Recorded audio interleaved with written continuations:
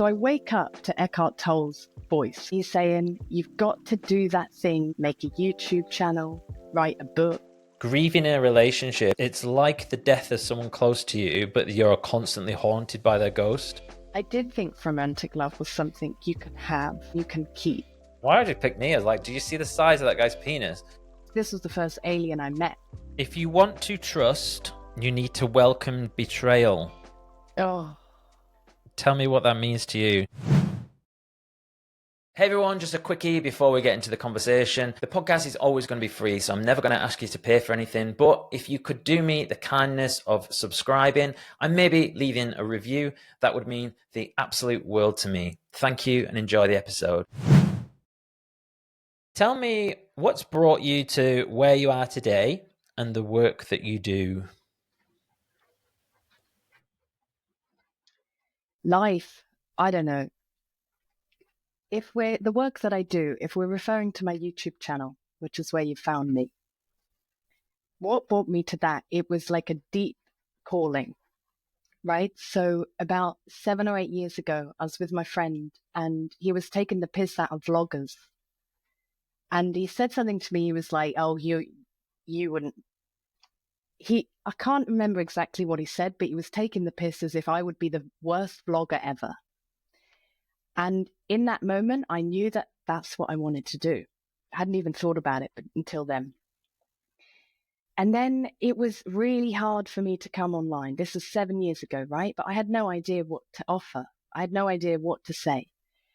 And so I sort of ignored it, even though it was like this background thing. And right, you might not believe this. A lot of people don't believe this story, but it happened to me. So I was in bed one night sleeping, and I wake up to my laptop playing a video. Now, my laptop was closed on my desk. Starts playing an Eckhart Tolle video, like bang in the middle. And so I wake up to Eckhart Tolle's voice, right? And he's saying, you've got to do that thing you know you want to do. Make a YouTube channel, write a book. And I'm lying there like, okay, like how much louder can it get? And even then, I didn't know what to do. I'd make videos and then I'd delete them. And I'd make a video, upload it, and then I'd take it down. And this still went on for about 3 years until I don't know what it was. Something happened about a year and a half ago. And I just made the first video and I put it up there and I left it there. And then it just went on from there, really. I got such a benefit from having a space where I could be who I am, be that in any mood, because I'm a very emotional person. So I could just show up and send it out there. And it was so rewarding doing that for myself. I just kept on. Like, it's just a very, very fun thing to do. And it's still going on, and I still have no idea what I'm bloody doing. It's mad. That's cool. So this was about 18 months ago, do you say? Yeah, it was October 2023. Because you got over 1,000 subscribers on YouTube, which is YouTube subscribers are hard to come by, I would say. What was there a moment? Was there a particular video? Was it like what was responsible for that growth? Do you know what? I have no idea. There was no particular video. I haven't had like an influx of subscribers at any moment. I've been watching them come in one by one, literally. It's very, very slow and steady growth on my channel. And I'm actually very grateful for that. I think I'd feel very overwhelmed if I put a video up and imagine you got like thousands in one video. I don't think that's what it's about for me. It's like the slow and steady growth is very, very manageable for me. I feel safe because it's always like kind of the same. You know, there's just a few more people come in, they trickle in, and of course people trickle out, and it just feels very manageable and safe for me. So yeah, it's just happening very slow and steady. That's cool. I think there's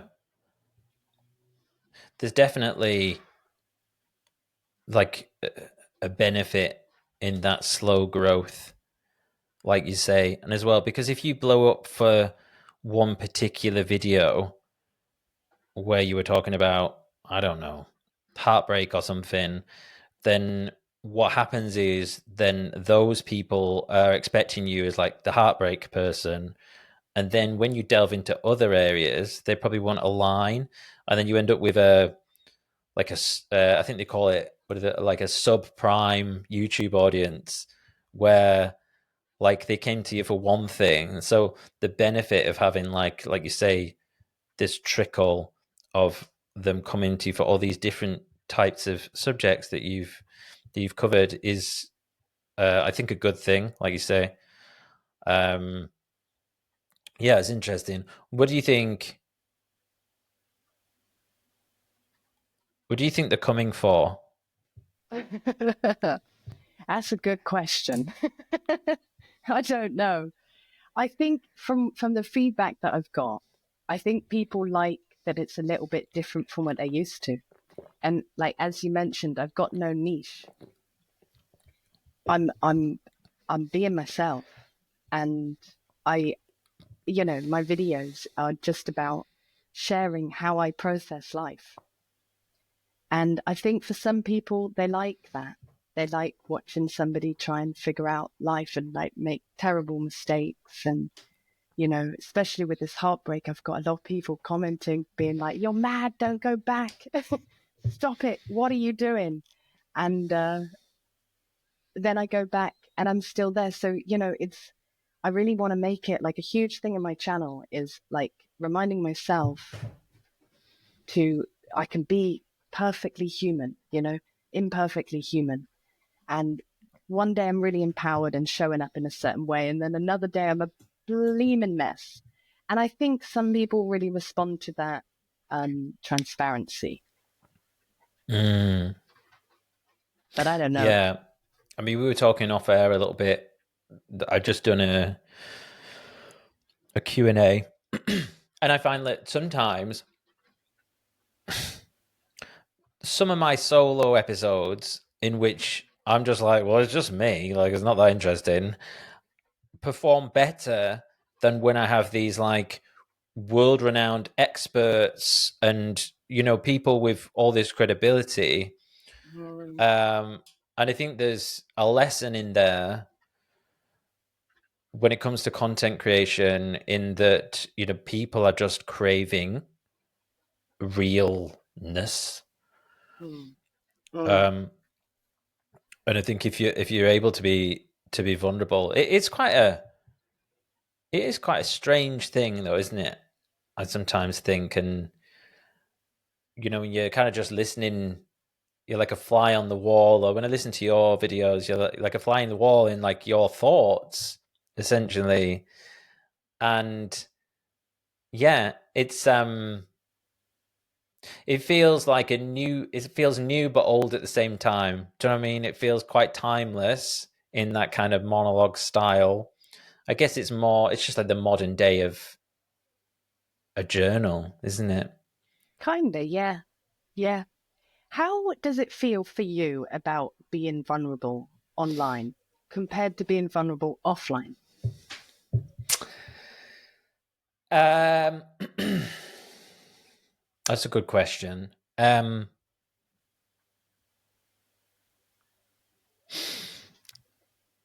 think I'm pretty good at being vulnerable offline, anyways. I've always been quite good at it. I think, and also, like, another train of thought is like, I sometimes feel like this, like almost like guilt that I'm like, oh, look how vulnerable I am. Mm. But I'm like, vulnerability isn't hard for me. Mm. Do you know what I I mean? agree. I do So know what you like, mean. I'm like, it doesn't seem that virtuous to be vulnerable if you're already like the sort of person that does it. And people are like, oh, like, and then I've even thought Mm. about, you know, how could I help people, and what, you know, if I wrote a book, what would it be about? And maybe it would be about like, oh, how to be vulnerable as a man. But I'm like, but I was already vulnerable, if that makes sense. So Yeah, like, yeah. I didn't have the problems that like the Mm, stereotypical male had. yeah, So, yeah. but just answering your question, I think you don't get interrupted online or as a when you're doing solo recordings, do you? Not at So all. Yeah, yeah, so it allows you to just kind of keep it going yeah. rather than, and Christ, I do this to people and they'll say something, oh yeah, and I'll be like, oh yeah, do you think it's because of this? And I'm like putting my inflection on, like, oh yeah, it's probably a relationship with your dad, or like, do you know what I mean? Like, and then I know what sometimes you I'm mean. like, I have no fucking qualifications to be saying this stuff, but I can't help myself. Yeah. And I hear other people do it on other podcasts, and like, yeah, it's weird. Like, you want a back and forth with these conversations, don't you? Mm-hmm. So it is a real art, both in person and online, to be able to have a dialogue and allow the person to be vulnerable and be themselves. But yeah, Can I share? I want to share. please. So I'm doing this training at the minute. It's 2 years school that I'm in to be an awareness facilitator. So the What's one of premise them? is, yeah, Oh, yes. exactly. So it's like a form of therapy. And we learn, like over the 2 years, we learn all kinds of methods like psychology, psychotherapy, science, and then meditation, breath work, and shamanic traditions and rituals as well. So it kind of covers a lot of areas. And what we're trying to do, we're pooling all of this together. First of all, to bring like awareness to ourselves, to our patterns, our behaviors, our stories, then going beyond it and all of this. And we kind of have to go through this 2 year school to really, really get to know ourselves and clear it all out. So then when we hold sessions with people, our job is to bring that person to their own awareness. So, okay, we've got all of these tools, we've got these practices, and we've gone on the journey ourselves. And a huge thing that I'm learning, because I'm a bit like you, Jason, is where I like sort of use my intuition. I project a lot. I'm like, oh, it's probably this. I pull on all of my knowledge and assume a lot. And it's not helpful to help someone else come to their own awareness of themselves, to be told what someone else thinks is going on, because none of us like to be told how to think. So in this course, what I'm learning is, excuse me, you've got to really, like, rather than what I'm learning is rather than like assume what I know, is like show curiosity and ask a question. And you can sort of, if you want, a little bit like kind of guide the question to what you think might be going on, but you've got to like detach from an answer, right? So you ask them a question and see what they know, because at the end of the day, everyone knows themselves much better than we could ever know them. And I can't remember why I'm sharing that with you, but Yeah, we were it's talking something I'm about learning. how, yeah, is it more difficult to, sorry, is it easier to share online? And we kind of went down this train of thought Yeah, yeah, we've gone in on a people tangent. interjecting. Um, Mm, yeah, so yeah, what you're saying is it's bringing back to what I mean. I presume what you would agree with by doing like a monologue recording as yourself, like your format is, you're constantly prompting yourself as you go along rather than someone else. So you're having yeah. to find those answers yourself. Yeah, in a way, like I mean, a lot because of my life experience, I'm like, I lean towards the like hyper independence and I'm working on it. But there's a lot of benefits that come with it as well. And I'm like autodidactic. Mm-hmm. And this was really encouraged in me from my mum because she's the same. So it's this thing like teach yourself, and like you can learn from people, but like take it in and what can you take from that? So that's kind of what I do on the channel. Is I do a lot of studying and listening to podcasts and listening to speakers, and then I take it all in, and I'm like, and where does that stand with me? What do I think about that? And that's kind of what I do on the channel, is like, hey, I heard this thing, and this is my living experience of trying to figure that out. So my answer to the question is, like, I find I have, being vulnerable online has really helped me be more vulnerable offline, because it was just about creating a space where I could be whatever, and then the feedback is delayed. So if I get positive feedback, if I get negative feedback, there's a space. It's not directly in my face, and I'm not freaking out. And then I can kind of process it slowly. And that has helped me offline for sure, because I feel more comfortable in myself now. That's cool.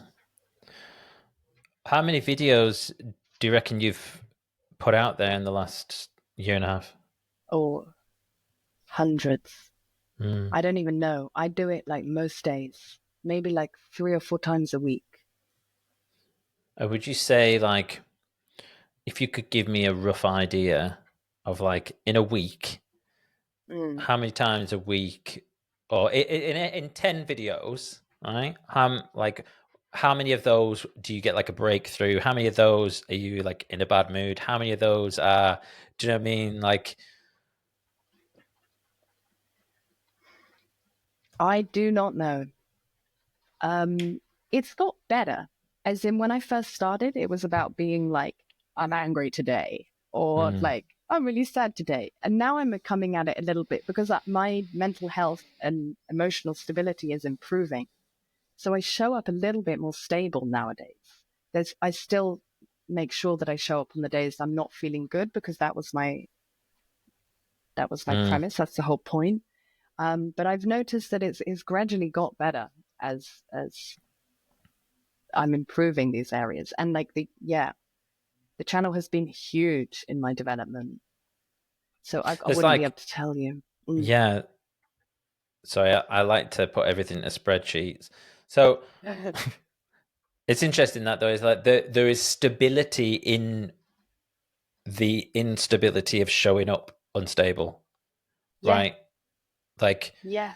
because I've done this before when I feel unstable, therefore I don't want to show up and create content. So I don't do it. So I feel more unstable. Whereas when I show up, or actually, I can show up feeling unstable, but if I try and hide it, if I try and mask it, that will make me feel more unstable. If I feel unstable and just say, I'm feeling unstable, all of a sudden it kind of goes away. It dissolves, doesn't it? Yeah. As soon as we name an emotion, it suddenly has a lot less power over us. We've like disidentified, well, maybe not disidentified, but created a little bit of space of like, we're now witnessing the emotion we're in. This is how it feels for me. So naming it for me definitely dissolves it. I'm like, oh, I'm going to do it anyway. And it makes me feel safe. I don't know about you, but I feel safe if I know whoever's watching knows how I am for some reason. Yeah. I don't know why, but it's this thing of like not pretending. I really don't want to pretend like I'm good or I've got it all figured out, because that brought me so much misery in the past. Yeah. What about how do you feel about appearance? What do you mean? I was a bit cruel there. I thought I'd just give you that crumb and see if you went with it. So when, like, for instance, today I maybe could have like shaved under here, or I sometimes like get a little bit caught with the appearance thing, and I'm like, I just wondered if you ever had any experience or like neuroticism about how you're actually looking, like, do I need to put makeup on or anything like that, and how does that change? Does that change the content that you produce at all?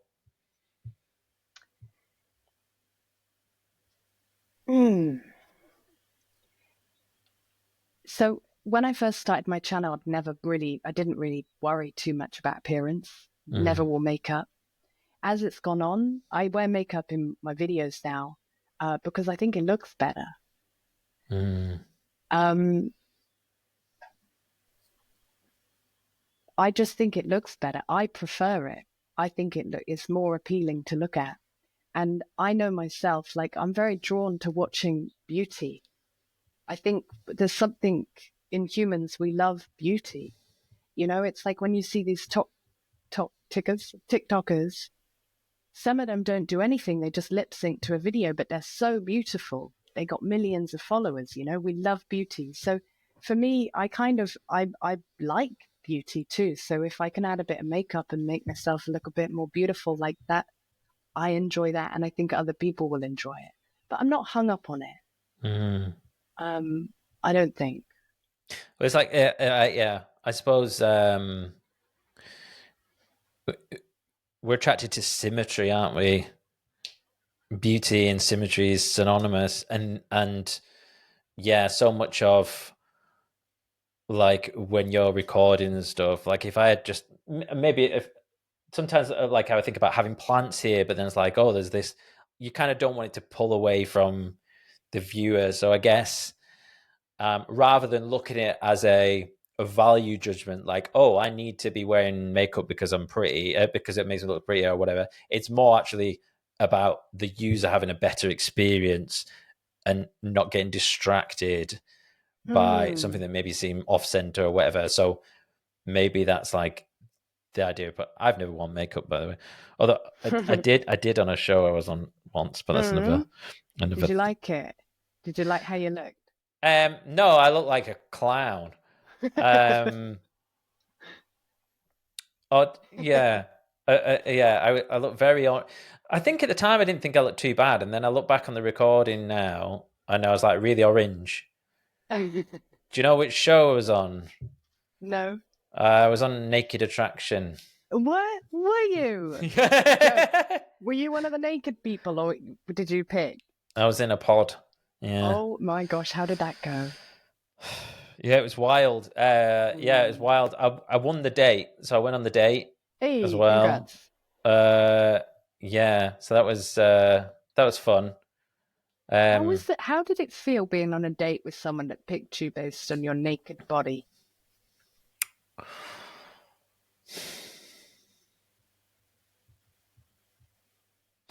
Well, I suppose there is a little bit of a confidence builder there, because do you mind if we get explicit? Go for it. I always thought I had a small penis. I think most guys maybe think they do. I don't know whether it's like the vantage point when you're looking down, but like it just always looks small. Yeah, there's a bit of Like, distance. yeah, and then that was kind of like a little bit of validation, because the guy that I won it against, like I was like, boys packing. So they didn't actually show it on the date as well, but she did as well mention that, because I was like, why did you pick me? I was like, do you see the size of that guy's penis? And Do you know how much it's not about that?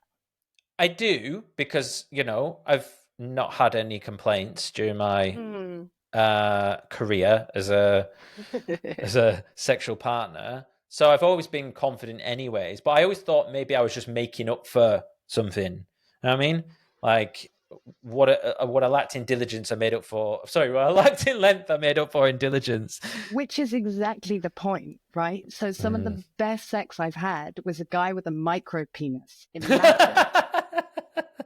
Micro, it's just the way you said it. Honestly, I'm like tiny. It was a micro penis, but my God, did he know what to do? And that's, I think, like in compensation for that. So like since that man, like it's how you use it, definitely. And I think if you're making up in other ways, women are gonna like that for sure. Yeah, and I think maybe maybe because then I found out, oh no, it's actually not small. I'm like, wow, so I got all the tools. Try and stop me. Yeah. How did we get onto Naked Attraction? Christ. I've been trying to get away from that. Although I keep When bringing was it up. that? When was it? Yeah. It aired I think it'd be, it'd be 2 years ago in April was when it aired, and it was actually filmed be 3 years ago in August. Okay. Okay. So yeah. What motivated you to go on the show? I've spoken about this before, but Okay. I'll indulge slightly. So I basically I was going through a difficult period in my life, been through a breakup, business was failing. I was just going through a lot, and it just I just came across it randomly, and kind of weirdly similar actually to what you were saying about starting a YouTube channel. Like you said, maybe slightly different. You said, was it a friend that said you'd be the worst YouTuber, or you wouldn't be a good YouTuber, or the idea of it probably scared you, and like conjured up something like that you thought was maybe not a good idea, but you did it anyways. It was kind of the same. Right. Forgive me if I'm overly summarizing your experience, but yeah, it was like I saw that, I was like, oh, I would never do that. I hate the idea of that. I don't like that show. And then I went, Sign me up. maybe it's the thing I should do. Mm. Uh, Mm. and then it just went from there. And yeah, I'm still debating on whether it was a wise choice. Like you can't have regrets. Do you know what I mean? That you just go through life, and who know, you know, I'm sure that's benefited me in lots of ways. But then I also think sometimes I'm like, could it be, could it cause an issue with like someone wanting to get in a relationship with me, knowing that that's out there? Might do. Might do.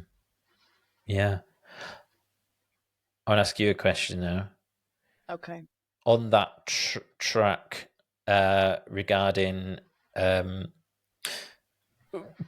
public personas, being vulnerable online, do you ever fear that being vulnerable online is seen as a red flag for potential partners?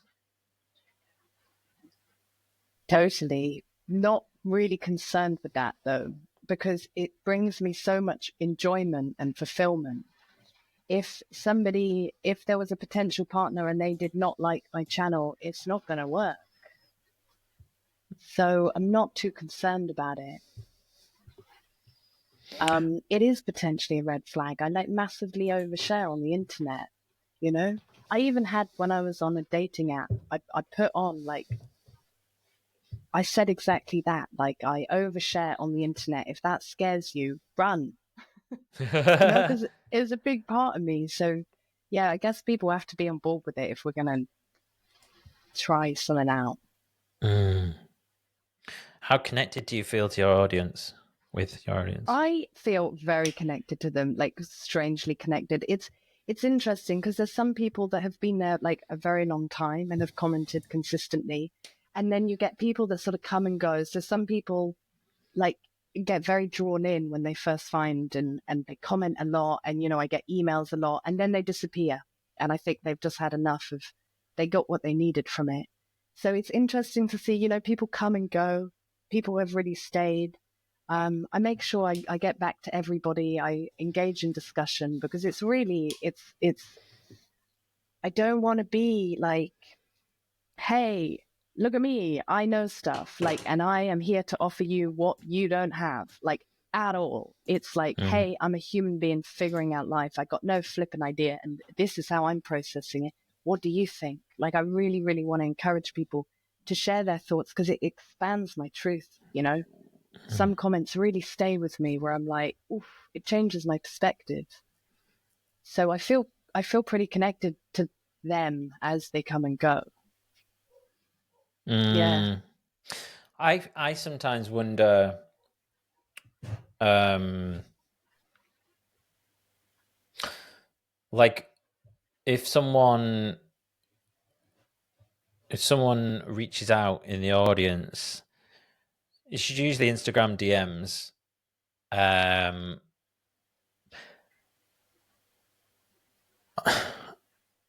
I do find it hard. Like, I wonder sometimes if you need to have more of a boundary, because I always feel like maybe that I always disappoint them, and then, like you said, almost like, and then they seem to.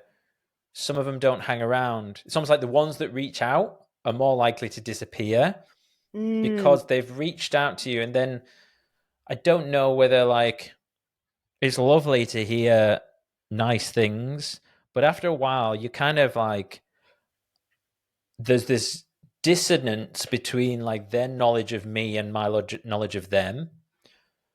So it's very hard to have a normal conversation, and it ends up just mean like kind of not knowing what to say. Does that make sense? Yeah. There was definitely a dissonance. There was definitely a difference. Like, and they come in with an expectation, I guess. Like they're reaching out for something. And I totally agree with you. It's still something I haven't learned yet, I think, about like where my boundaries are with that. It's still very, in my case, very small. So I'm not dealing with a lot. It's not overwhelming, case by case. But it's a really interesting point. And I think like, I don't know how it's going to go, but if it grows and there is more of that, for sure, we'll have to reevaluate. Like, oh, maybe I don't respond to everyone. But I don't get this feeling like I'm going to disappoint them. Like I don't feel any responsibility for that. Maybe that's cold of me. No, I don't think it is. No, I think maybe. No, I think it's awesome that. Yeah, like it's great that you respond to people, and I think what I find sometimes is, and maybe you alluded to this, there's almost like a, I don't know, like an agenda, or yeah, and I've had like a couple which were like got a little bit scary, Really? like really kind of like yeah, just not how can I say it? Yeah, just like whoa, like lots and lots of messages. Oh, wow. Yeah, and then I was like, okay, I wonder if this person is mentally stable. Do you know what I mean? Yeah. And then but it's weird because like the insecure side of me likes the validation. So it feels like you do a bit of a deal with the devil in like accepting or engaging with the nice comments. Do you know what makes me think of? Like, how are you with, I don't know, like, do you receive negative feedback? Not too much, but I have received some of it. Like, you know, my platform is really small, so I feel like there's probably a tipping point where you get to a point of success where you get start to get more negative stuff. It's like people like people on their way up, but once you reach probably a certain velocity, they'll want to tear you down. Take you down. So yeah. do you know what I mean? So I'm probably still seen as like really grassroots. You know, I'm just still. Well, I'm always going to be an ordinary person, but do you know what I mean? I'm still at that level when people can DM me and I'll reply, I suppose. So it's obviously when you start to get to a point where you grow and then you're not replying, it's always too big for his boots now, or she's too big for the, you know. Take him down. Yeah, and that's probably, you can imagine where the negative comments would come if you stop replying to people. Then they're like, oh, how can I get their attention elsewhere? Maybe. I'm hypothesizing that. What about you? Have you had an experience of negative? Like, I mean, not really. A yeah. little bit, and it's been really, really lovely and manageable. You know, like an odd comment here, and it's great because I'm actually like I've been surprised in my ability to just not take it in. Like, well, it's okay if we disagree. There's ways you can disagree with someone, right? You can be like, you're wrong, or you can be like, oh, I wonder why you think that. My life experience has taught me this. Let's talk about it. So if somebody's coming in with a certain attitude, like whatever, but it's also made me like appreciate, like, to kind of somewhat take the same attitude with positive feedback. It's like, okay, I'm glad that resonated with you in that way, but I don't really take it on, because it's just, there's one and the same. It's just other people's opinions about you. And yeah, sure, it's nice if it's good, but it doesn't mean anything at the end of the day, really. Yeah, I think it's a funny one, isn't it? Because in one of my last like solo episodes, I talked about a bit about this feedback stuff, and maybe I should have tapped a little bit more into what you just asked me then, because actually last year I had a big issue with some feedback that I received, but it was actually feedback from people close to me, being very constructive and unsolicited feedback, which really fucked me up psychologically and started affecting the channel. So in my last solo episode, I was basically I talked a bit about this, and I just said, keep your feedback to yourself. Like, I don't care. And I'm not saying that because I'm like a narcissist or anything, or like a tyrant, but I say it because maybe at some point I'll take a look at it all and I'll lay it out and I'll go, like, let's take some feedback. How can I, maybe make this better? But as far as my strategy is concerned, all I'm doing is putting the reps in for now. Like, I have a real job. Do you know what I mean? This is just, I'm just trying to keep up with posting, and I'm figuring out as I go along. And also, like, I know as well most of the time when something's not quite right, or I should have asked this or whatever. So I do review my own stuff anyways. But it's funny as you say that. I got lots of good feedback from that episode, and people loved this, and I'm sharing it on my Instagram story, like lots of all this good reviews. And I'm like, hold on a minute. In that I said to people in that episode, don't give me any feedback, but they're sending me good feedback, but of course I'm accepting it. Yeah. I know it's a very fine line. It's such a fine line of, like, because everyone likes good feedback. Like, it's undeniable. Of course, it feels good to know people appreciate what we're doing. And then it's just a fine line, isn't it, of like what's motivating us. Like, when you did that video, you weren't motivated to get good feedback. That was something that you were going through that you needed to share. Now that resonated and people give good feedback, but you weren't doing it for the feedback. And I think that's where it's a fine line of, like, we've got to show up, like, for what we want to share, what's real for us. And if it resonates or not, it's irrelevant. This is my approach to it anyway. Because the minute I start to think, like, and it's happened to me, like, I make many, many videos, and I think, oh, like, people like it when I'm in this mood, right? So then I'll make a video and be like, I'm going to show up like this. Doesn't do as well. And it's just another lesson for me. Like, look at me trying to impress, and for me, my experience is always the opposite. Like, I just got it. So I really feel like it's this fine line, but it's, like, why are we doing it? Who are we doing it for? And that's nuanced, right? Because we obviously want to be at service. We want to be providing something that can help people potentially, or be entertaining or whatever. But not doing it for that. It's just very, like, subtle. Yeah. No, it is really subtle. I suppose from my perspective, and my podcast would be, like, if someone gave me someone gave me loads of good feedback around program episodes to do with sex, then I can like start to go, oh, I'll do more episodes on that, which obviously is then like this audience capture thing. And then you're not doing things. I suppose the good thing about receiving it from when you're doing like monologues, when you're doing, you are getting feedback for being you.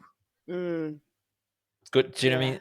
So, but again, I suppose you can take that to a certain level when you start going, oh, but what was it about that episode? You know, was it in this sort of mood? So I'd never really considered that, but I think probably, yeah, what it comes down to is what we said at the start: is people just want realness, don't they? Absolutely. Like they really do. It's relatable, you know, it's so much more relatable. And it kind of ties in as well, what you're saying of like people really supportive when you're on the way up, because it's relatable to people. I think that's what people like about my channel is I'm not showing up super professional. I've got it figured out. This is my niche. Let me educate you.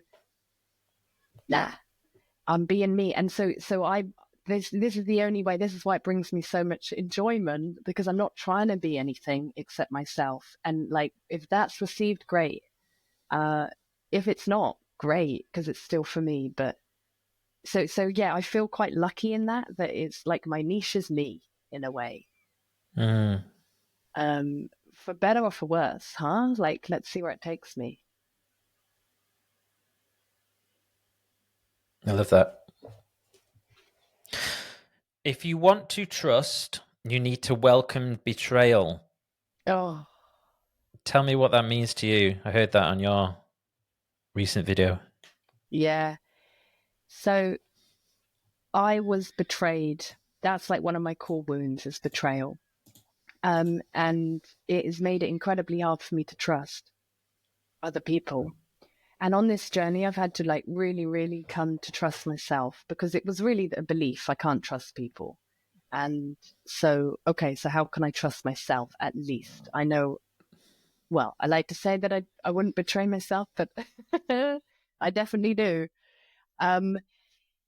So what it came to, because what happened to me when I was younger, I felt so betrayed. I remember deciding not to trust people again.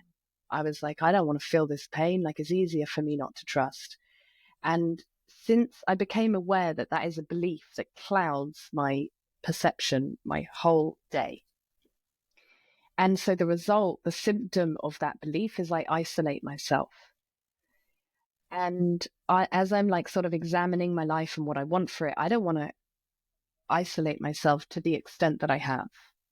I want to be able to trust people. And in this course that I'm doing, there was a lesson on non-duality. You watch this little video, and I've like I really studied. I don't know if that's the right word, but I really got into non-duality about 10 years ago, and it really, really excited me on an intellectual level. But practicality, like day-to-day living, it didn't seem relevant to me.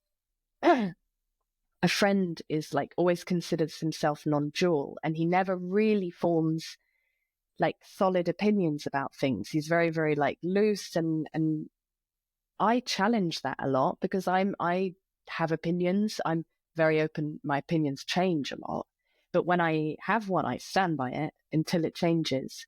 So I really defend duality. I have a lot of my life of like, well, planet Earth, there's hot, cold, up, down. We have these dualities. So I always defended it. But there was something about watching this video on non-duality. There was an animation where they put like the two polar opposites, like hot, cold, and it just sort of brought them in to one. And it was saying like, although we experience duality, the bigger or the deeper truth is that one comes with the other on planet Earth. We know it's hot because we know what cold is, you know? We know when we're happy because we know when we're not happy. And I applied this understanding to my life, which was like going through heartbreak, like, I don't know, feeling betrayal. And because of betrayal, I decided not to trust, just so I wouldn't. So for me, it was, this in this video that you're referring to was like, okay, if I'm going to trust, maybe I need to accept, because you could never trust someone 100%, someone else. You can't. They have free will. At any moment, something could happen that makes them break your trust. It's just a possibility. It doesn't mean like it's gonna happen, but there's that possibility there. And I now feel safer in trusting with that awareness. There is the possibility of betrayal here. And, someone actually emailed me, because in the video, I'm like, trust comes with betrayal. And I'm sort of saying it in a way like that you get one and the other. And they just emailed me saying, of course you can trust without betrayal. And it was such a beautiful message to receive. I'm like, of course you can, but I feel, because of my past and experience, safer thinking, okay, I'm going to trust. And there's always this slight possibility of betrayal. Like, and for me, it feels a bit safer with that. Like, okay, this is a risk I'm willing to take. Yeah, it's like there's a few things I'm thinking is like, feels like similar to like this oneness approach.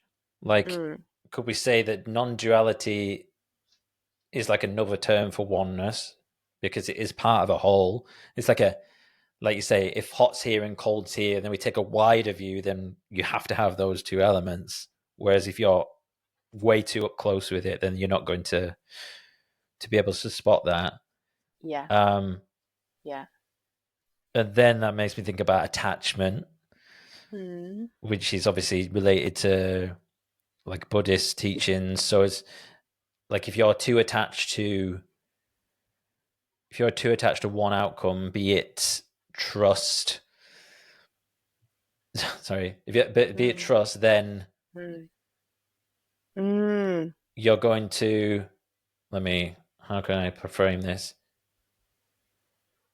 Yeah, then there's like there's like a block that's somehow not working. I'm not really I get forming you, that idea Jason. correct. No, I get you. It's almost like if I choose to trust with an attachment to the outcome that this person is trustworthy, if I'm then betrayed, but I've been attached to the outcome, it's gonna hurt more. It's Yes. gonna hurt more. And Yeah. this is their teaching of like non-attachment, to suffer less, to be a bit more easy breezy with it. And my mum's like Zen Buddhist, and ultimately the practice of non-attachment is to prepare oneself for death. Like, that's the whole point. At the moment of death, can you unattach from your life? Can you unattach from the body? Can you pass through wherever we go without holding on? And I thought that was really beautiful. It made a lot of sense to me like that. But it's practice. Haven't figured it out.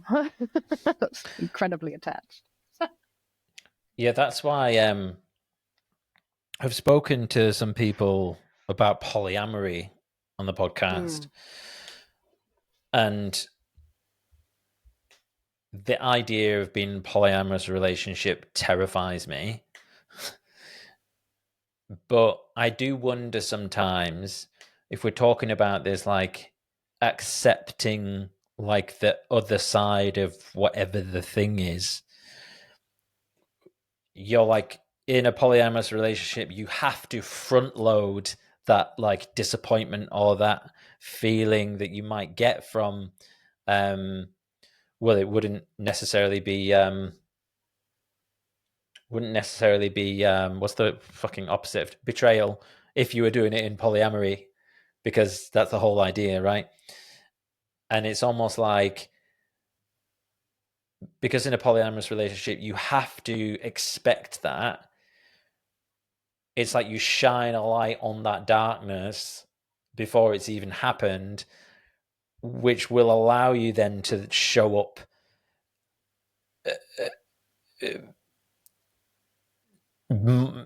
more authentically in the rest of the relationship. Does that make sense? Yeah, I think so. It's a fascinating topic for me, non-monogamy, especially since I've got experience of betrayal in relationships. So it's quite a terrifying thought for me, because I I think for me, what I need is like, certainly if I'm starting a connection, it needs to be monogamous, because I need that personally for trust. And if you do not have insecurities in that area in your life, fantastic for you. But interestingly, I was kind of in open relationships, or this was like quite some years ago now, where like non-monogamy and all these terms weren't like widely spoken. So I just understood it as an open relationship. But I was coming at it from a very insecure place. So I'd been cheated on in the past. And so to avoid the pain of being cheated on again, I just ensured that all of my relationships were open. So if they did cheat on me, I had given permission for it, and it was like within my control.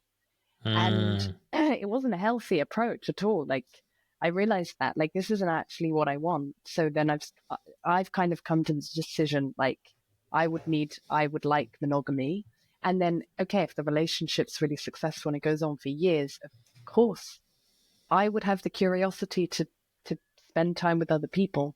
And so if I would want that, I could only grant that for my partner, but it would be based on a very solid foundation of trust and commitment. So with clear communication. And so if we were to explore that, for me, it would be later down the line. Yeah, I think it's incredible. It's really like being very, very free with love. Like, and not thinking that it's something that you own or can have or can keep. You know, as I understand it, it's about freedom, and that individual being is free to express as they want, which I think it's amazing if people can get to that point. But I also don't think it's like somewhere we need to reach. I think, you know, some people are very, very on the other side, that it's all about monogamy and commitment. So I think, you know, now in the day and age, everyone gets to choose what works. Yeah. What have you learned about heartbreak?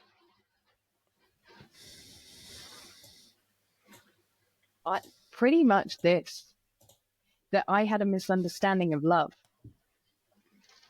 So in this like non-dual,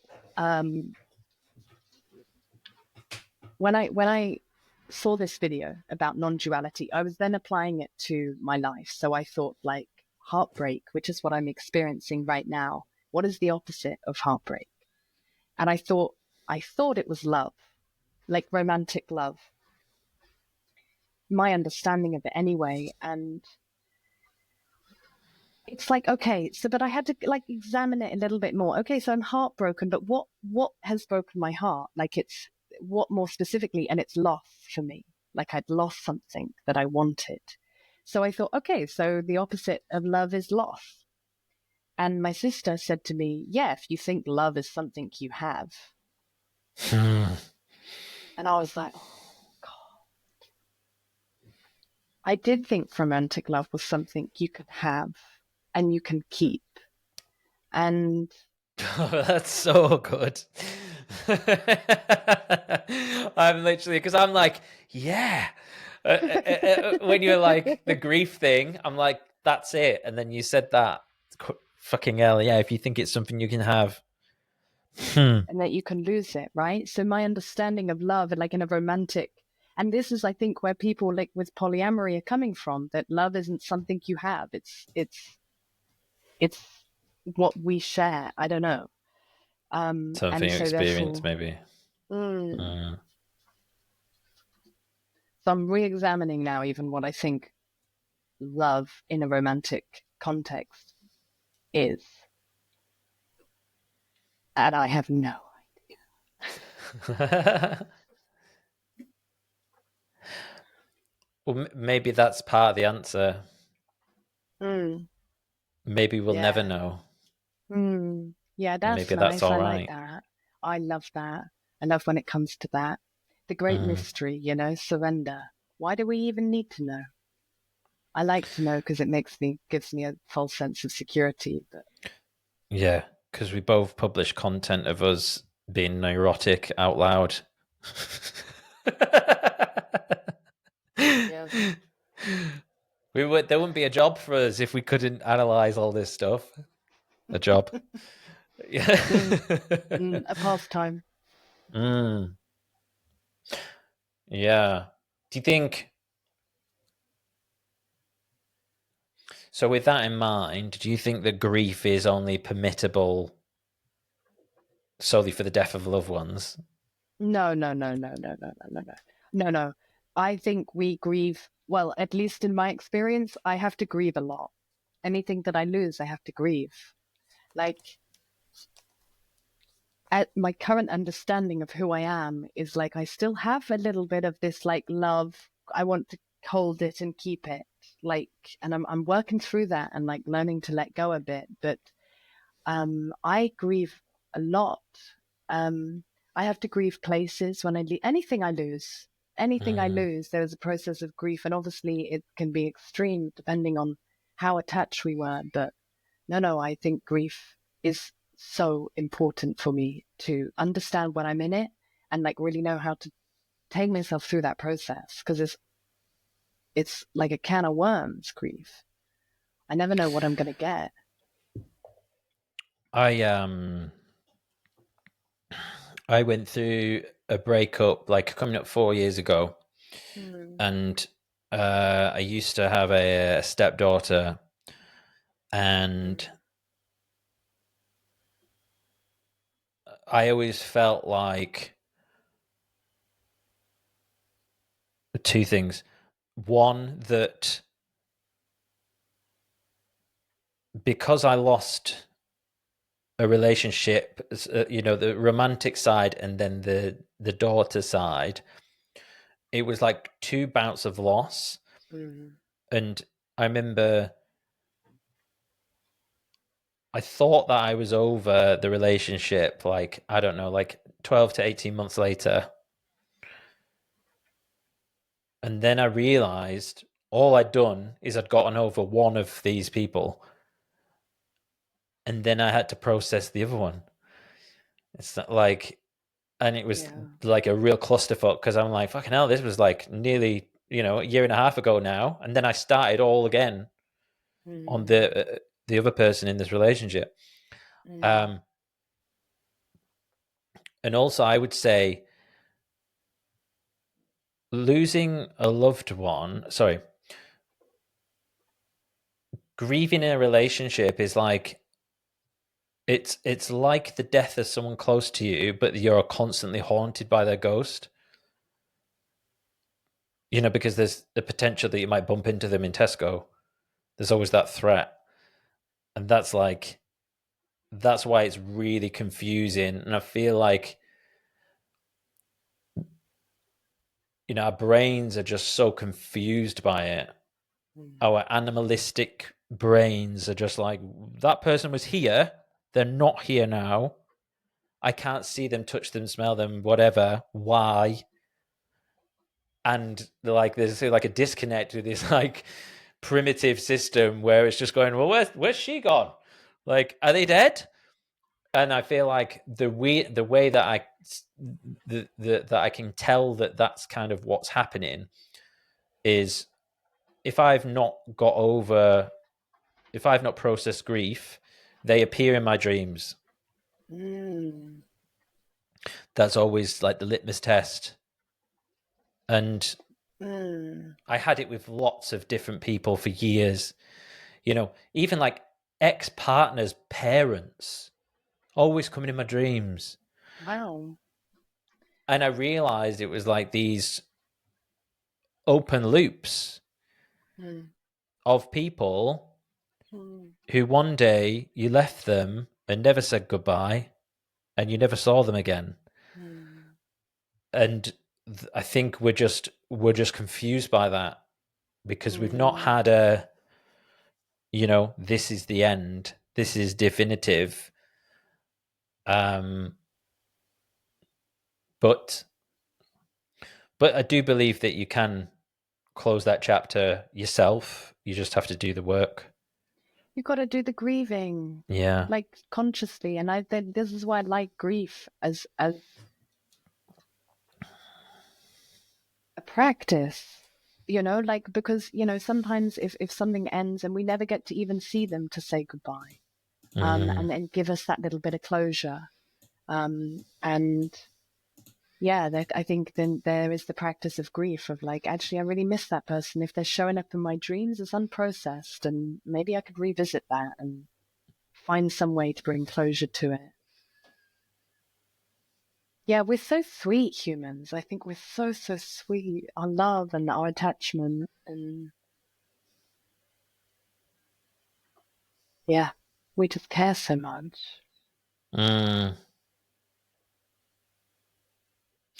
What's your relationship like with inadequacy? All right. So maybe you saw the video. I've rediscovered a new core wound of mine. Well, rediscovered, no. We were given a list of, on this course I'm doing, we were given a list of core wounds. And we had to choose which one kind of spoke to us the most. And for me, it was, I am inadequate. And the compensating personality is, so obviously at some point that came in as a belief. I was given the impression that I am inadequate. And because that feels unsafe for me, because I was obviously needed to prove my adequacy and somehow to primal caregivers or teachers, whoever it was, to receive their attention, their love. So being inadequate, I obviously had some kind of experience where I didn't receive the love or connection that I needed. So my compensating personality is I must prove I am adequate. And by knowing things and understanding things, I am healed and I belong. I will receive love. I'll be accepted. And this motivates my entire life, right? Like the amount that I study about people and myself and psychology, and like I'm so committed to learning like as much as I can about myself is driven by this wound. Like I want to prove that I'm adequate. So there's benefits to these things that happen to us in our compensating personalities. But what I like about being aware of it is because of course it sabotages my connections as well, right? So there's certain times when if I've hurt somebody or if somehow me not knowing something has caused pain in another, it's difficult for me to take accountability because I'm battling with like an identity that needs to prove it's adequate. So if that's challenged by somebody I love, like, hey, you fucked up. And then I've got this part that's like, God forbid anyone knows I don't know what to do. I don't know how to handle the situation. It's really caused rifts in my relationships because I haven't been able to be like, I fucked up. Yeah, I'm inadequate because for this part, it's like, I won't be loved. I won't be accepted. So it's great to have more awareness of this because I need to know that I can be inadequate and I can be safe. And it, you know, like I'm very vulnerable on my channel and there's a lot that I don't care about being adequate about. I like to show up as a human, make mistakes, all of this. But there are certain things where I think like, no, I'm adequate there. Like, oh no, I know. And when that's challenged, it really sabotages my response. I'm not able to connect with them authentically and hear them because I'm too busy defending myself and my false sense of self. So all I can do with it is catch if I'm in a position again where I'm feeling this part of me is being threatened and I can see that I'm finding it hard to admit that I was wrong. And just really owning that because a lot, you know, like a lot of the times it's like, I'm sorry, but I didn't mean to. I'm sorry, but, and I'm trying to justify my action. And actually what people need is, I'm sorry. I'm really sorry I hurt you. And that comes with me having to put down my defense of showing up and proving adequacy, being like, I did not know. And I'm so sorry. So yeah, that's my practice now is catch it. Catch when I'm like defending something, catch when I'm trying to protect myself and really just be like, oh fuck, I really fucked up. This is the practice. Let's see how I do. It's one thing to talk, huh? Yeah. How do you determine when you are adequate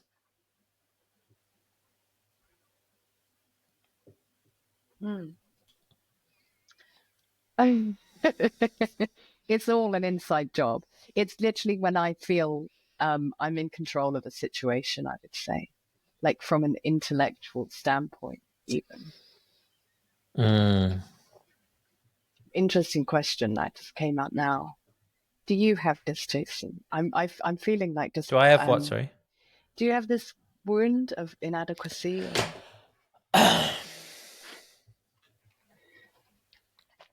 Yeah, I think so. Yeah. It's weird. Like when you said it, I was like, no, and and then I'm like, what the fuck are you talking about? Of course you do.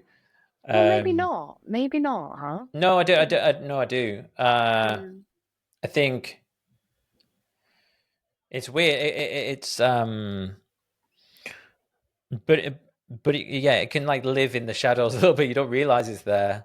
Like what's driving you? Are you driven? Are you dragged? I did a reel about that the other day, and like I think probably what's propelling me to like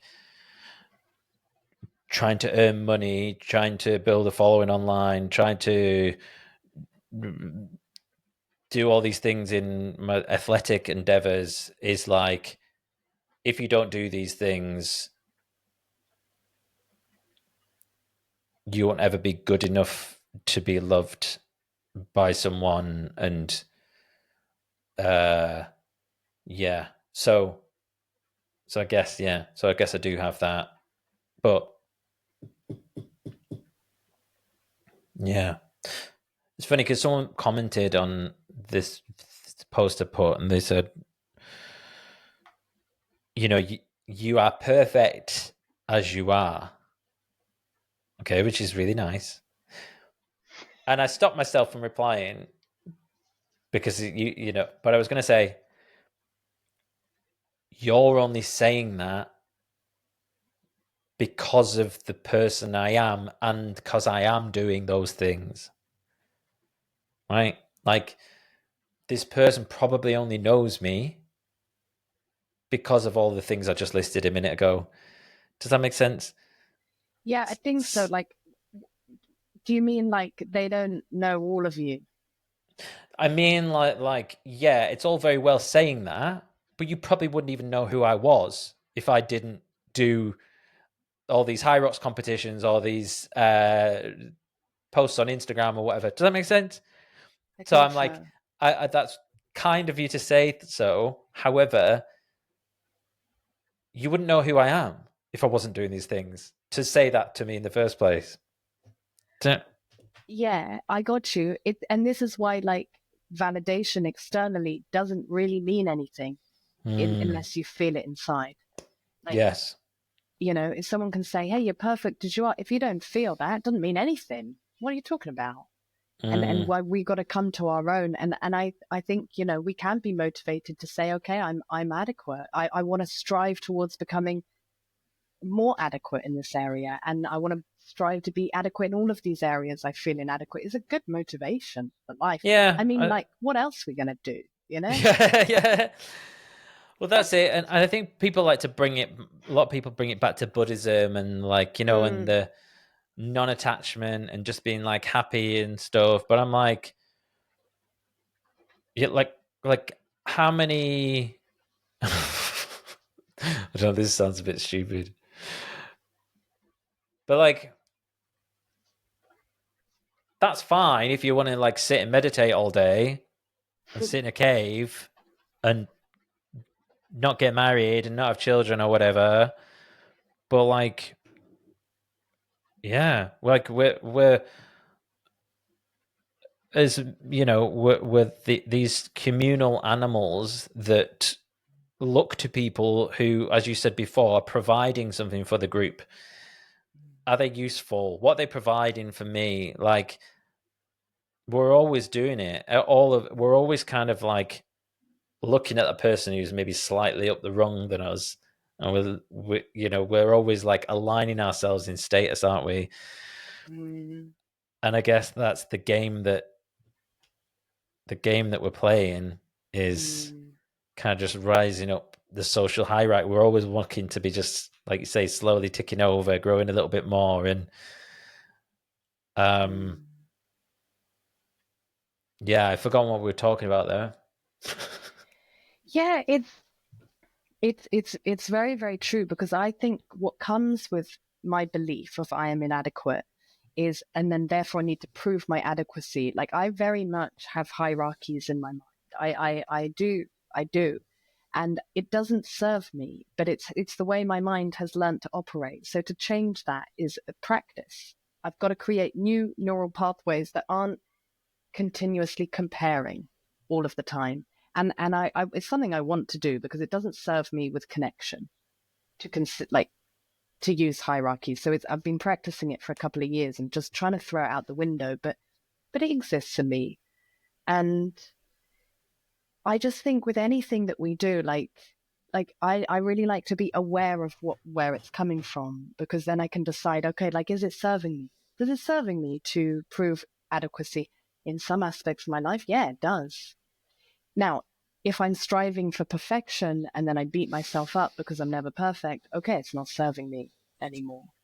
So I like to use these things and kind of like use them to help me with my life, like navigating it and creating something for myself, but not because I need it to feel safe, or like that's always my question. Like, why am I doing this? Like, what is it? What is the purpose? And for me, if that's very, and it could seem really selfish, but if that is very like self-focused, if I'm doing something for me, that then I feel less like I'm less looking out and like comparing and like, okay, I don't know. I'm going to stop there because I don't know where else to go with that. Like we said before, like maybe there isn't an answer. Maybe there Yeah, is. bring it back to the mystery. Yeah. Yeah. If in doubt, just sit in that mystery. How do we know when we are playing a character? Oh, fantastic question.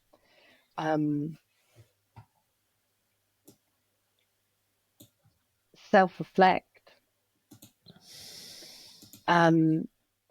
It's one of the questions that we bring to a session is like, what masks do you wear? And then you can give people some examples of masks, like, are you a jester? That's one of mine. Like, I'd show up and I'm like, way, all lighthearted. Are you professional? The thing about masks is I think they're very helpful, at least where we're at with society. Like, maybe potentially in the future when we've like cleared all of this crap, that we won't need them as much, but they're very, very useful. Like, I like to go to work and show up professional.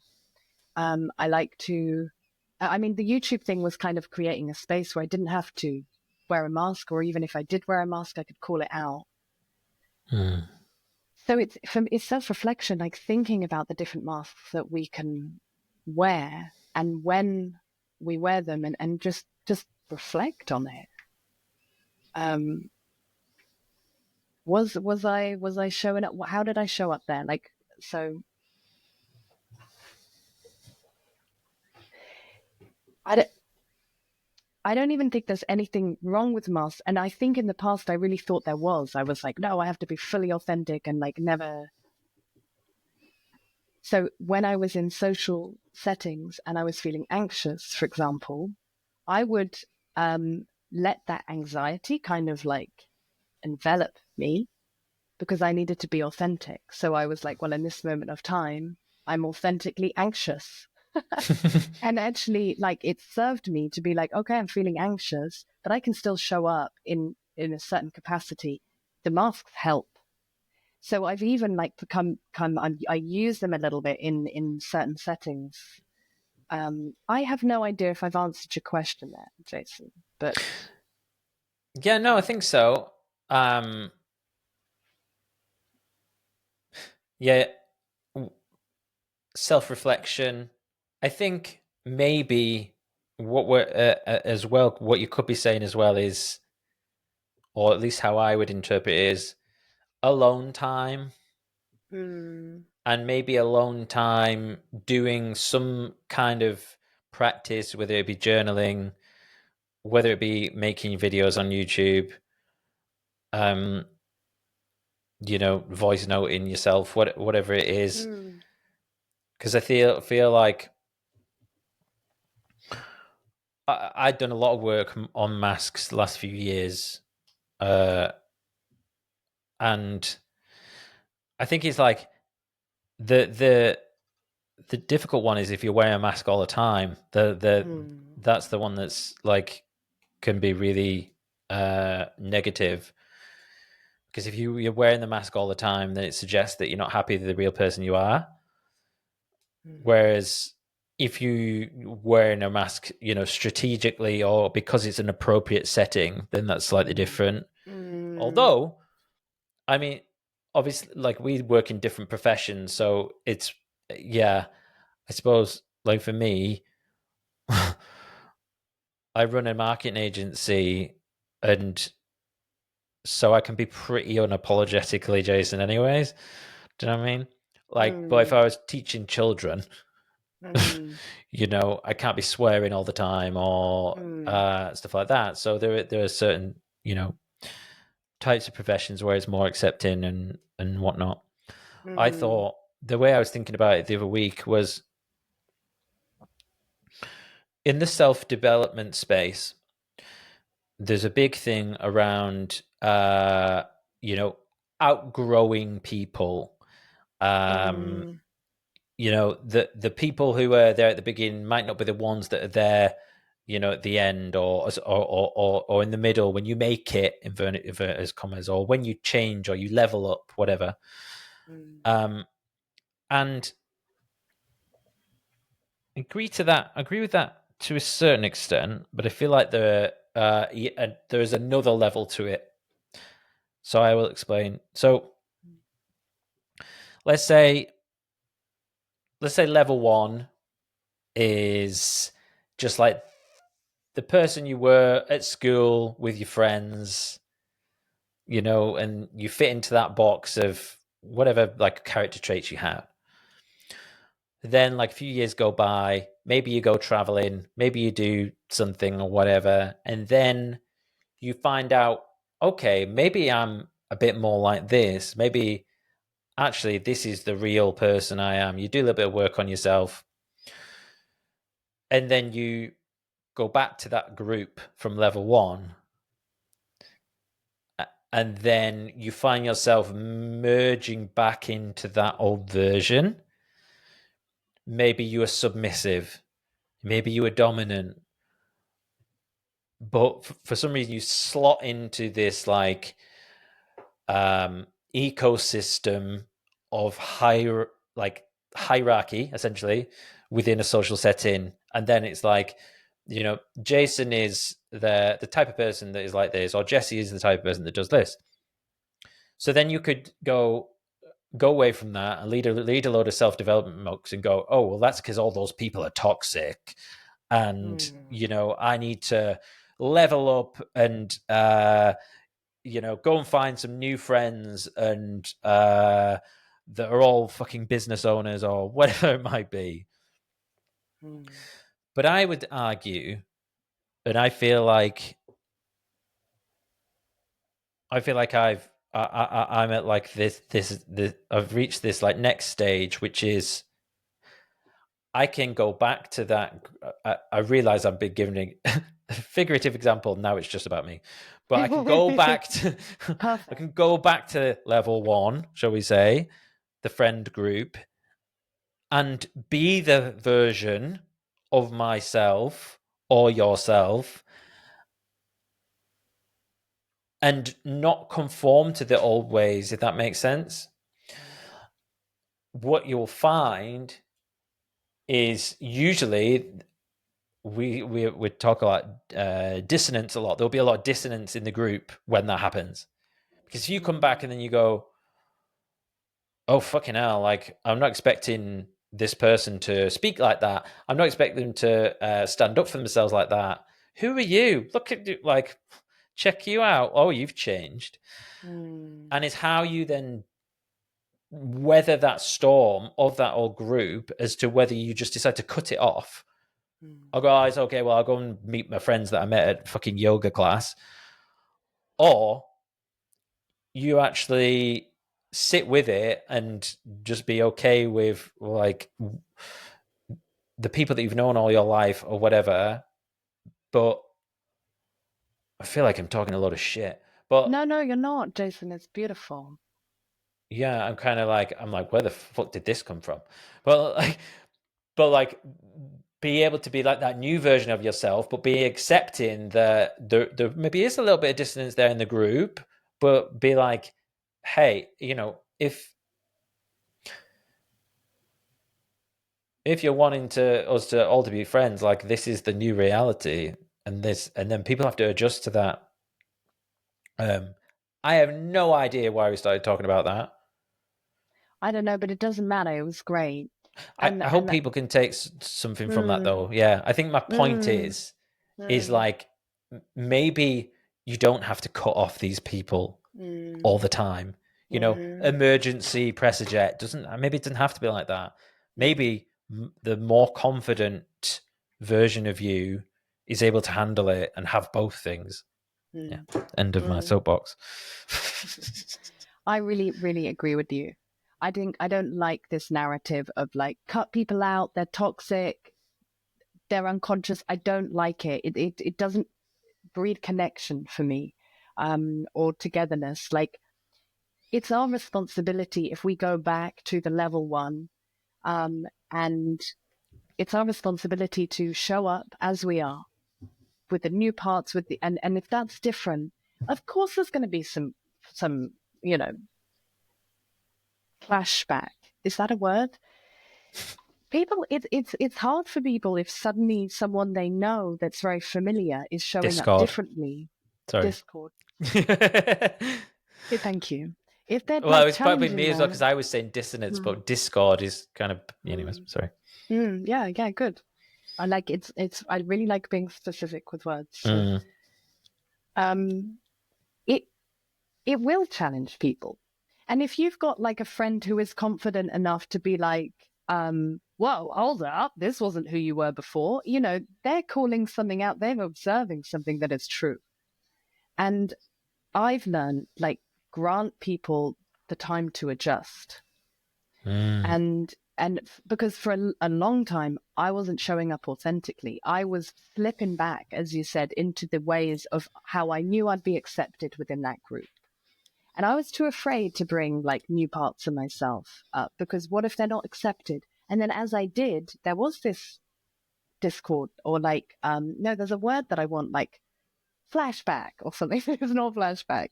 Thrashback? I don't know. It's not important. But and then it was my responsibility to be like, yeah, this is the new me. Like it or lump it. I'm willing to reconnect if you can accept this part of me. You're also free to change, like we're changing all the time. So I think it really is our responsibility. And I don't think maybe for some people it is the right thing to cut it off. Maybe their friend doesn't want to accept maybe there is no resonance there anymore if you're this new version. That happens. But I don't think it's like a written rule. Like cut out, move on, evolve. It's like, who do you think you are? Like we're all doing our best and we're all evolving and at different paces and at different times and in different areas. And yeah, I definitely think friendships can change. And if we allow them to, like if we allow that person to meet the new version of ourselves, I wasn't doing that before out of fear. And actually I found showing up, people like it. Most people. There's some people that don't, and that's okay. Yeah, I like what you said. Where you said, you need to give people time to adjust. I think that's so true. Because it is gonna, surprise them if you've not seen people for a while, and then they're like, "Oh, fucking hell! Like this wasn't what I was expecting." Yeah, exactly, and that can be a bit scary, can't it? Like, yeah, because everyone's all of a sudden someone's perceived like level in the group might change, or that like and that's like a fear response. Like everyone likes to be able to predict kind of where they are Yeah, yeah, on a totally. social hierarchy, or not that I'm suggesting that anyone's higher or lower in this particular scenario. But yeah, I think that's very interesting. Yeah. And hierarchy, I would use the word dynamic. It's like there's a group Much dynamic, better. right? And there's group roles. And Yeah. once they're established, especially from childhood, we get comfortable in that. So if Mm, somebody comes in and then challenges that, of course they will be like, what's happening? yeah. It's actually calling on everyone to readjust, you know? And it makes people face their own role that they're playing when somebody changes theirs. So not always easy. No. What's New Age spirituality? Hmm. Like, I don't know, that is thrown around a lot. I don't think I really understand what it means. Like my like very superficial understanding of it is like static dance. Uh like I don't know, like new practices in the name of spirituality. It's got such a bad reputation. And maybe there's validity to that. Like I feel like I've grown up with it. So, like my mum challenges it a lot, but because she was around before this existed, so she can Mm, see it from a different perspective. Whereas I feel like I very much like grew up into it. And it was incredibly beneficial for me, like a lot of new age spirituality practices. I needed them on my path if I understand what they are. Um, I just think so I don't think again, it's not something I would criticize because it's something that served me on my journey. I think where I went wrong with it sometimes, well, or maybe where I see that it can be not helpful is when we attach to a practice. And then we're like, this is it. And then we need everybody else to understand how important it is. And if people don't, there is a bit of this attitude of like, well, you just don't get it. And I don't like that because um, God forbid I'm seen as inadequate, right? uh, so I don't think I completely know what it is, although like a lot of people, like I don't know if it's sort of like this alien discourse, if that's considered New Age spirituality, maybe. Alien what? Um, Alien discourse, like alien, like aliens. Like a lot of people say they're from other planets. Have you heard about this? Oh, no, no, no. I've not heard of that before. No? Oh man, so I met someone when I was in India and I did a yoga course. Um, there was only one other woman on the course with me. We were very, very lucky. And she considered herself an alien. This was the first alien I met. Um, it's a thing, What a Jason. line. So this is probably New Age spirituality. Yeah, yeah, what a line exactly, huh? The first alien I met.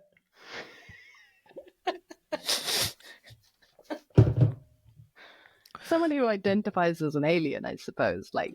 Um, and Mm. then I got really into all of that.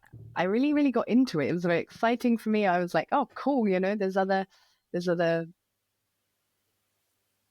species out there, and I got really into it. And then I remember showing my mum, and she was like, oh God, Jess, like, what are you doing? And I somewhat identified with that for a bit, which was important for my journey. And then I read somewhere someone said, oh, I used to identify as an alien, but I realized it was about not feeling like I belong. And maybe some people need that narrative to feel like they've got a home somewhere, but it's not here because of all the pain and suffering. And it's about maybe um, like wanting to disidentify with being human because it's painful. It's a painful experience. Now I like to take the position of I don't know. I like genuinely don't know. I don't have any personal experience. Not strictly true because I've done plant medicine and I've gone places, but whether that's real or not, or just The inner workings of my mind, again, I don't know. So with these things, I just sort of take the position of, I don't know, but whatever works for you. That's kind of It's all a my... projection, though, isn't it? Regardless of how you interpret it. That's my thoughts on, like, when you talk about plant medicine or experience, and yeah, I don't know. No. I think, yeah, I think, like, even though, like, if you can, like, the fact that we can actually see, like, things in front of us is a form of hallucination already.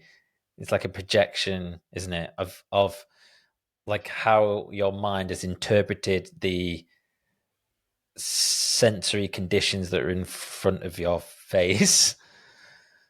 And therefore, like, so if you took plant medicine, then why is it any different? I don't know. We're going down, like, real stoner talk now. But yeah, no, I've do you think that this alien thing, are they being, like, metaphorical aliens, or are they actually, like, I'm from from another planet? I'm from another planet. Wow. So a lot of people believe or know, some people claim it, that they're from other planets and they come to Earth at this time to raise the consciousness and bring in their gifts and abilities that they have from these other places, and they bring it down here to help and serve humanity. That's the narrative. Okay. Interesting. I didn't. Yeah, I mean, I suppose if I thought about it hard enough, I suppose I would think some people would think that, but I've not come across a spiritual alien or an alien yet. I've put it into your orbit now, so let's see. Yeah, it's definitely on the radar now. I'll. Well, I'll start to wrap things up now. I've been going for a little while. I want to ask you, just before we finish up, what advice would you give to someone who's maybe considering starting a YouTube channel? Oh, do it, do it, do it, do it. I actually get a lot of people, it's really, really nice, that say, I always wanted to start a YouTube channel. I found yours. You've been really inspiring. I get emails from people saying, I finally posted my blog after seeing your videos. So I am all for it. Like, I cannot stress enough how much enjoyment, satisfaction, and growth that it's given me. And I was starting not having a clue what to offer. Like, this is what took me so long to start, is like, I don't have a niche. I don't have an expertise in anything in particular. Like, I don't know.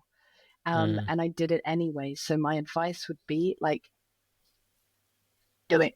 Like, find the courage within you and post what it is you want to do.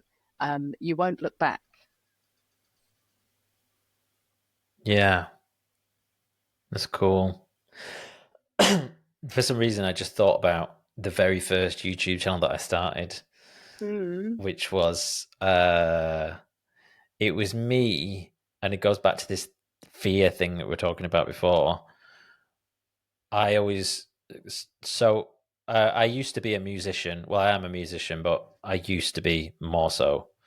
And but a fear that I always had was that I couldn't write. I was only good at doing covers. I wasn't creative. So I decided to start a YouTube channel documenting this process. And it's literally me staring at a whiteboard. Okay, write a song. And I'll just press record. And I'm actually really proud of it. I was really embarrassed though, and I remember hearing at some point that people had been in this group chat and they were taking the piss out of me and, like, posting videos. Oh, look at Jason doing this, that classic kind of tall poppy syndrome kind of thing. And now I think back, and I think I took the videos down at the time, and then I think I maybe reinstated the channel a few years ago or whatever, because I was like, well, fuck them. Yeah. What do you know how much courage that took to Mm. just sit there like a Mm. dickhead with a guitar Mm. and like, oh, I'm going to write Mm. these songs, and like, it's like, I don't know. I think it's admirable and adorable and hilarious and just kind of so yeah, the reason I mentioned that is because you said you won't regret it, but I remember all of a sudden I was like, ooh, I regretted it for a Mm. little while, and then I pulled it Mm. down, but then I Mm. came back to it and went, no, that was awesome. Like, also what you don't realize is and this is like journals in general, right? The thing you're feeling today feels boring, but in 1, 2, 5, 10 years from now, it will just seem fascinating to you. So like Mm. having that recording, um, Mm. that's why I love having like all these conversations, and I've Mm. got a catalogue of all these fascinating conversations I've had with different people all around the world, Mm. and I can go back to them at any point. What's weird is Mm. sometimes I'll listen to like ones and I'll go, "Is that me?" And I'm like, Yeah. and I'll be like, it was only like maybe a year ago, and I'm saying, "Oh yeah, I'm into this thing now, and I'm doing this," and I'm like, I don't even remember that. Do you know what I mean? Like, I'm like, I don't remember having that habit or whatever. And I go, that's pretty good. It's a bit like we say Hey, about that internal wisdom that we kind of always have. oh, but it's fantastic you get that experience because I can't watch a video I've made 2 days ago. I don't watch my videos back. Don't like watching them. Oh God, I absolutely not. Like every now and again, I get recommended one and I feel like there was a message in it for me. So I Mm. watch it. But generally speaking, I record it, I watch it once, I upload it, and I never look at it again because I cringe so much. Mm. I look at like who I was 2 months ago. Sometimes I'm like, cool. And then other times I'm like, oh God, it's so because I can even make a video and the next day, everything I said in that video, I've changed my mind about, Mm. And then I'm like, God, am I going to be like, and so I've just had to let go of ever like knowing what these videos are for other people.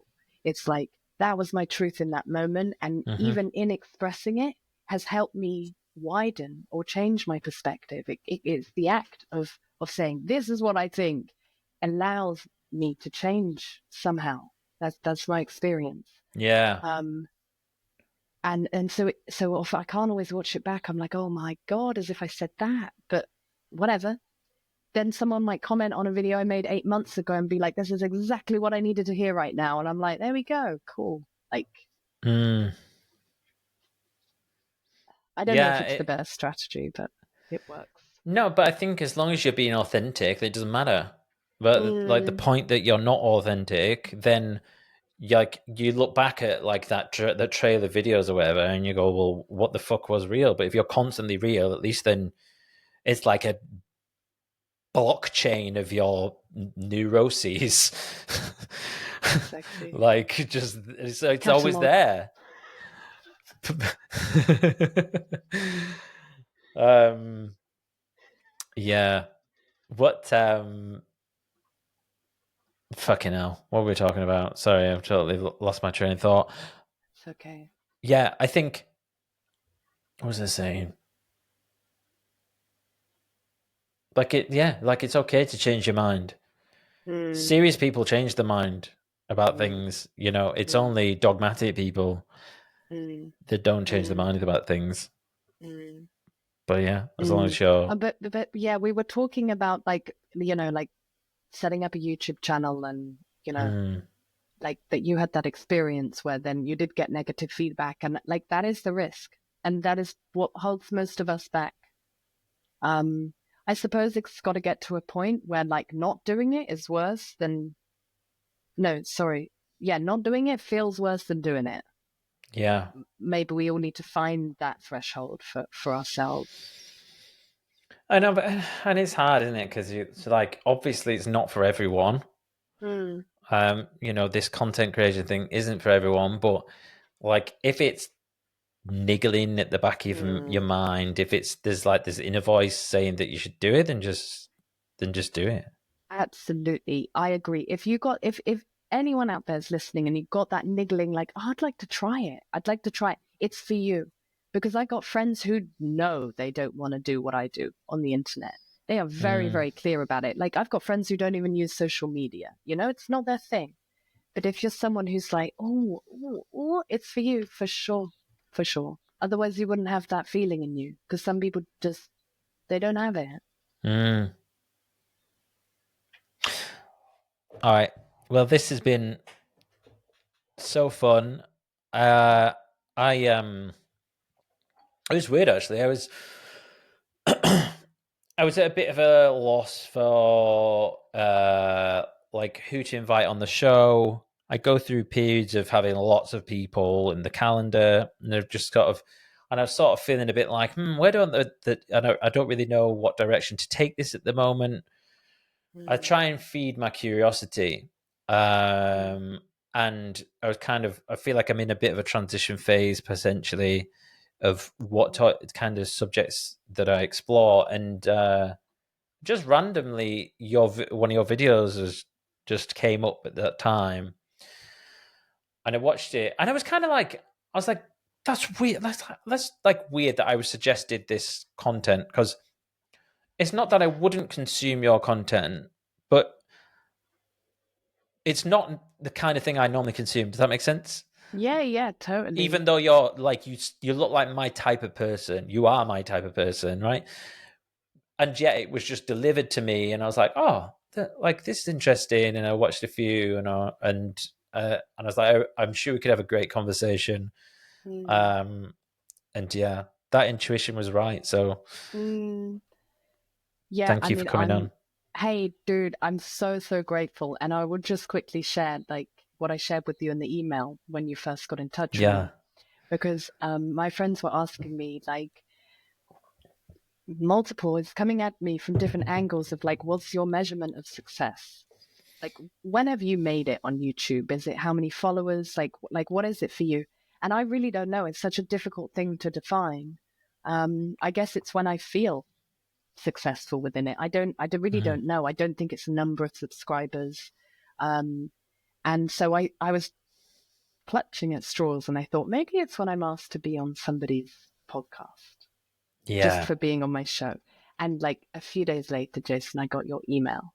So maybe the universe like did its little thing there and synchronized us up. So I'm incredibly grateful, because technically speaking, I've made it now. You've made it. You're welcome. Thank I've you. ordained that status. You brought me the success I was looking for. Thank you. There you go. You can retire now. And what's on the horizon? Have you got any plans for the show? What do you call it? A show? The show. Your show. The channel. What do you have any like plans? Are you just going to continue as you are? Have you got anything in store? I'm gonna continue as I am. It's like unfolding as I go. And it's always been like that. It's just unfolding. I'm as curious as anyone else to see what ends up. I've got some ideas of doing like ASMR story versions. I might do this when I have members on YouTube. That might be something for the members, because I get a lot of feedback about my voice. People like the voice and that it's very calm. And maybe we don't have the right microphone today. So sorry, guys, if you're not getting the full potential. We had technical difficulties, but maybe leaning towards something like doing a little bit more with the voice, because that's what people seem to like. But who knows? Yeah, it's one day at a time. You have got a very palatable voice. I will give you some extra validation there. Thank you. for the ride. All right, Jessie. Thank you so much. Thank you for being vulnerable. Thank you for sharing your story online. And yeah, I think it's awesome. I think more people should do it. It's just cool to have your voice out there, and I'm sure everyone listening will agree, and your fans, your loyal fans. So I will include links to your channel in the show notes, and I suggest everyone check it out. And yeah, I hope you have a wonderful day, and I will speak to you soon, no doubt. Yeah. All right. Well, thank you so much for this opportunity. It's so lovely to get to know you. And yeah, kudos for all the work that you're doing and your commitment to it and yourself. I appreciate that. It's awesome. Thank you. Hey guys, it's me. Thank you so much for watching that episode, and congratulations for making it all the way to the end. I really appreciate it. A few things before you get going. If you haven't already, please do subscribe. And if you enjoyed this episode, the kindest thing you can do for me is to share it with a friend or family member. Don't forget to check out the show notes for links to both my guests and myself. And if you made it this far, why don't you drop me a DM?